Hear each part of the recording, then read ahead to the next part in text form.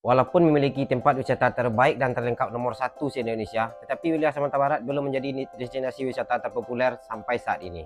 Berikut akan saya berikan alasan mengapa wisata Sumatera Barat menjadi destinasi wisata terbaik dan terlengkap nomor satu se-Indonesia. Nomor satu, untuk wisata pantai, Sumatera Barat memiliki wisata Mande dengan keasrian dan keindahan pulau-pulau yang sangat luar biasa. Nomor 2, untuk wisata surfing di pantai, Sumatera Barat memiliki ombak surfing nomor 2 terbaik di dunia yang ada di Kepulauan Mentawai. Nomor 3, untuk wisata alam, Sumatera Barat tetap nomor 1 terbaik se-Indonesia karena Sumatera Barat memiliki wisata seperti Harau, Lembah Hanai, Ngarai Siano, daerah puncak lahan panjang yang banyak resort-resort dan villa-villa yang mengarah ke gunung, ditambah lagi dengan pemandangan danau-danau yang sangat banyak sekali di daerah tersebut, belum lagi Danau Singkarak, dan berbagai macam keindahan wisata alam lainnya. Nomor 4, untuk wisata sejarah, Sumatera Barat memiliki Bukit Tinggi dengan lubang Jepang, Jam Gadang, dan wisata-wisata sejarah proklamator lainnya seperti Bungata, Sultan Syahrir, Tan Malaka, dan lain-lain.